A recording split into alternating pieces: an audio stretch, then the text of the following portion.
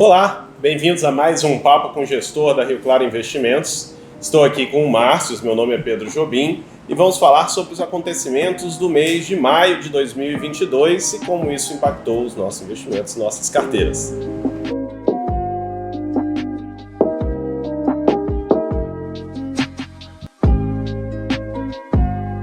Então, Márcio, começando a falar do exterior, como que foi o mês de maio, quais foram os principais pontos a serem observados? O principal ponto atualmente é essa questão desse trade-off, né? Essa dicotomia entre inflação e recessão que a gente está vendo hoje no mundo todo. Então todos os países estão olhando para a inflação, muito preocupados com a inflação, e um jeito de você lidar com a inflação é subindo os juros, mas quando você sobe os juros, tende a diminuir a atividade econômica e ter uma recessão ali na frente. Então, os bancos centrais, inclusive, estão tomando muita cautela, né?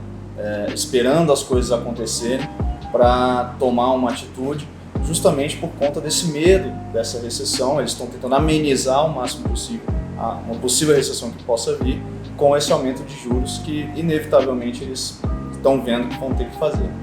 Perfeito. Eu vejo que muito da reprecificação dos ativos, claro que o aumento dos juros ele é o principal ponto ali para você precificar os ativos, né? Qual é a sua taxa livre de risco e o quanto você espera ter de retorno para poder correr algum risco no mercado acionário, por exemplo. Isso faz todas as ações caírem. Mas vejo também que a incerteza é muito grande, né? Ninguém sabe como e até quando os países envolvidos, principalmente os Estados Unidos, vão precisar e vão aceitar aumentar os juros em troca desse impacto econômico. Exato, né? Porque, assim, grande parte disso é causada pela guerra que ainda está acontecendo na Ucrânia, e aí a gente está vendo que isso impacta bastante energia e alimentos, então impacta insumos que a gente utiliza para praticamente tudo, inclusive viver.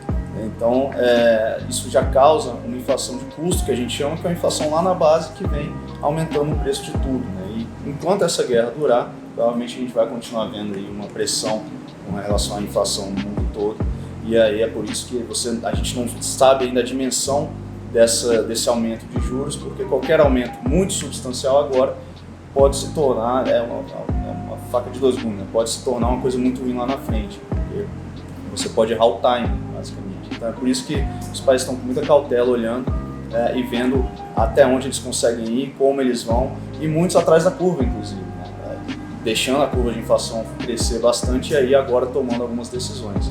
Inclusive os Estados Unidos, que tem essa parte da alta de juros, e também o tapering, que começou agora, que é basicamente ele diminuir o balanço dele. Isso também vai afetar a economia, né? E eles também não sabem muito bem como isso vai afetar. Então você tem duas ferramentas ali, mais ou menos, que eles estão tentando manejar para ver como é que eles conseguem, ao mesmo tempo, diminuir o balanço e aumentar a taxa de juros sem que haja uma recessão muito grande lá na frente.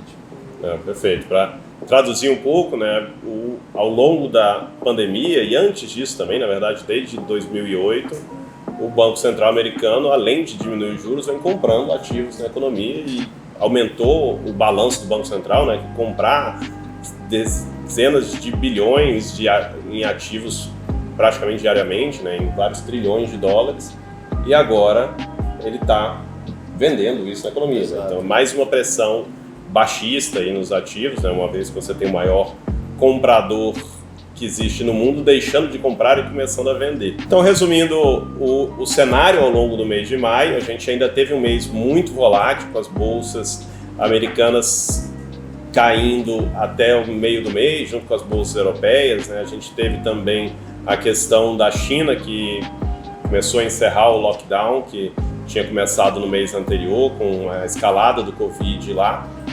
E no final, agora do mês, a gente teve uma recuperação e as bolsas praticamente empatando no mundo desenvolvido. Então, a bolsa americana fechando o S&P 500 em zero, a Nasdaq, que é um índice das empresas de tecnologia, que estão sofrendo muito mais, exatamente por terem um valuation muito pensado no futuro, né, em resultados futuros que estão já sendo impactados agora. Bolsas europeias também praticamente no 0 a 0, menos 0,3 no mês. Bolsa chinesa subindo um pouco agora, recuperando as perdas passadas depois do lockdown. E o Bitcoin, aí as criptomoedas praticamente afundando, vários problemas surgindo ali em algumas moedas que eram base para transação, né, que eram moedas estáveis e mostraram algumas falhas ali nas redes, além, claro, da correlação praticamente direta que as moedas vêm mostrando com a Nasdaq, as empresas de tecnologia caindo bastante ali. Claro que são ativos muito mais arriscados e muito mais voláteis. Isso é muito importante de falar, né? Desculpa, mas é muito importante porque as pessoas acham que a criptomoeda tem uma correlação diferente de renda variável, né? Das estações e tudo. E, na verdade, o que a gente vê, os dados mostram, na verdade, por enquanto, essa correlação é muito parecida. Então, a gente vê o S&P caindo, a gente vê também o Bitcoin caindo agora, claro, mais por causa do evento Luna que aconteceu, tudo isso. Então, isso tudo vem puxando muito essa incerteza quanto às criptomoedas. Essa é uma coisa que a gente já vem falando há algum tempo, né? Tem muita gente que fala que compra criptomoedas para se proteger da inflação, para preservar valor do dinheiro. Isso claramente não funciona, né? Ela tem uma relação direta com a bolsa e tem uma volatilidade muito grande para você usar como uma ferramenta de preservação de valor. Realmente um ativo hoje ainda especulativo. É a crença de que lá na frente ele pode valorizar ou não, mas ele sofre, assim como todos os outros ativos, quando os juros aumentam. E o ouro também caindo um pouco, né? Esse sim serve como hedge, como proteção da carteira? Sim, serve, né? Quando a gente olha no longo prazo, a gente vê que de fato existe, né, uma correlação inversa. E justamente porque você tem uma questão até do ouro ser finito ali e dele ter todo já um processo de valoramento dele muito bem definido. Então, ele serve, quando a gente olha para o longo prazo, a gente vê essa relação e é claro que no curto prazo existem ruídos e você vai ver às vezes os dois ativos andando junto, caindo junto, mas quando você olha para o longo prazo, ele ainda é um ativo de hedge, digamos assim. Perfeito. A gente vê muito isso no curtíssimo prazo, a busca por liquidez, né? Quando você tem um ativo caindo, você tem que vender outro para cobrir aquele prejuízo e você acaba puxando tudo para baixo, mesmo sendo aquele ativo que você está usando para proteção. No Brasil, mais uma vez, a história um pouco diferente, né?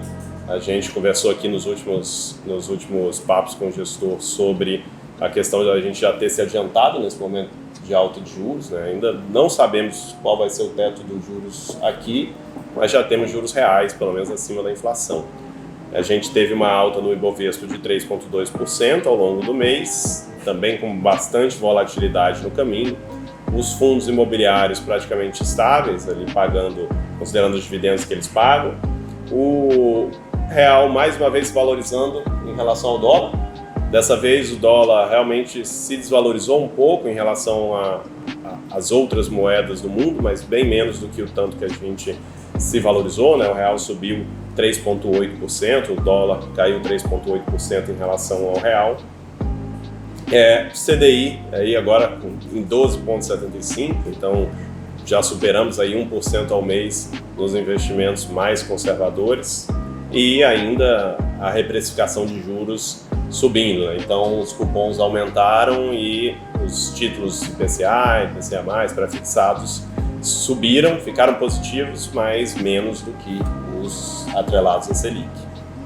O Brasil, a gente tende a começar a ver, assim que os países lá fora começarem de fato a aumentar os juros e a gente começar a sentir o poder da política monetária mundial acontecendo, o Brasil tende a ser um dos primeiros países, inclusive, a ir para a ponta contrária, diminuir. A gente já vai ver a ponta longa diminuindo, que vai ser o primeiro indício de que as coisas estão acontecendo. Então, os juros que a gente fala, ponta longa é os juros de 2029, 2030, a gente vai ver eles diminuindo. E depois, a ideia é que os juros de curto prazo também sigam esse mesmo comportamento, junto com a Selic. Então, na verdade, seria o governo basicamente começando a descer. Obviamente, não é uma coisa que o governo sobe, depois desce e fica nessa. Na verdade, a gente vai ver ele deixando mais estável. O Campos Neto já vem falando, inclusive, que a gente está perto do juro terminal. Então, seja, ele vai ficar um pouco mais estável na casa dos 13, algo do tipo, ou se tiver alguma alta a mais, mas depois disso a gente tende a ver ele bem estável para depois voltar a cair um pouquinho.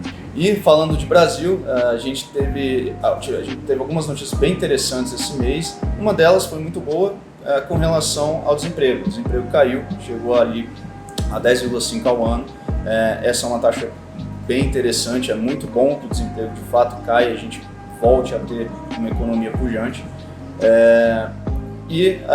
Pelo outro lado, a gente teve também a troca do presidente da Petrobras pela terceira vez já. Isso daí um movimento do governo tentar mostrar que está tentando ali fazer algo com relação à alta dos preços dos combustíveis. É claro que só mudando o presidente a coisa não acontece dessa forma, tem que passar por um conselho, então na verdade essa mudança de presidente é para tentar alterar o conselho da Petrobras e assim eles tentarem alterar a política de preço da Petrobras. Nesse sentido, o mercado não vê isso com muita alegria, né? Toda movimentação do governo com relação às empresas privadas e empresas listadas, o mercado não vê isso de uma forma muito boa. E por fim, a gente teve o ministro de Minas e Energia tentando colocar ali a Petrobras ali no início de um movimento para a privatização da Petrobras. Isso daí é um início de um movimento, ainda é muita discussão, é muita água para rolar, mas já é ali o governo tentando se movimentar para uma política, como ele vem fazendo, inclusive, né, um pouco mais liberal nesse sentido, com relação a vender algumas empresas que podem, de fato, ser um ativo muito interessante para se ter no balanço em termos de venda, né? Então você consegue ali um valor muito interessante, você consegue que ela tenha uma liberdade um pouco maior, sem as amarras do governo. Então agora, Márcio, falando sobre as nossas carteiras aqui na Rio Claro, o que mudou alguma coisa ao longo do mês, como que a gente pode esperar o fechamento aí do mês de maio? Bom, nesse cenário, falando um pouco de exterior primeiro, no cenário de exterior a gente vem analisando bastante, acompanhando como as coisas vêm acontecendo.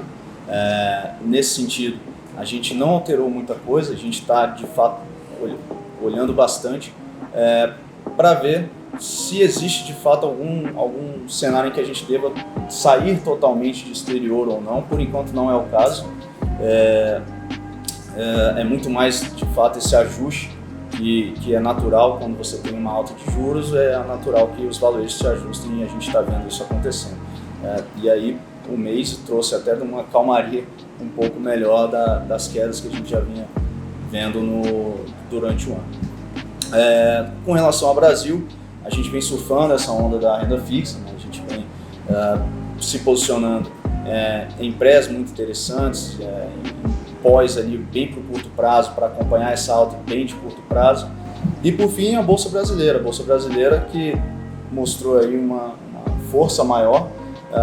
A ideia que a gente tem aqui analisando tudo é que inclusive o Brasil, se continuar da forma que vai, a Bolsa tende de fato a chegar no final do ano tendo uma boa performance. Então a gente continua também exposto aos ativos de renda variável brasileiros e espera que eles consigam, por mais que a gente tenha uma eleição aí por vir, a gente acha que vai ser um ruído ali de curto prazo, que ali para o longo prazo, lá para o final do ano, a gente tenha algo mais definido e a Bolsa continue nessa toada que ela está, que por enquanto está indo ok também. Perfeito. Acho que talvez o que esteja segurando seja só essa expectativa da eleição, as empresas aí com valuation bem baixo, né, recuperando lucro aí depois do choque que teve no Covid, e o Brasil sendo menos impactado diretamente, né, por tudo isso que vem acontecendo no mundo, deve trazer mais recursos para cá na hora que a gente tiver um pouco mais certeza do caminho que a gente vai seguir, né? Exatamente. Em comparação aos emergentes, o Brasil ele continua ali em primeiro da fila, sendo um bom local para se olhar. Então, de fato, saindo dessas incertezas de curto prazo, a gente tem tudo para continuar recebendo, inclusive, investimento estrangeiro e seguir.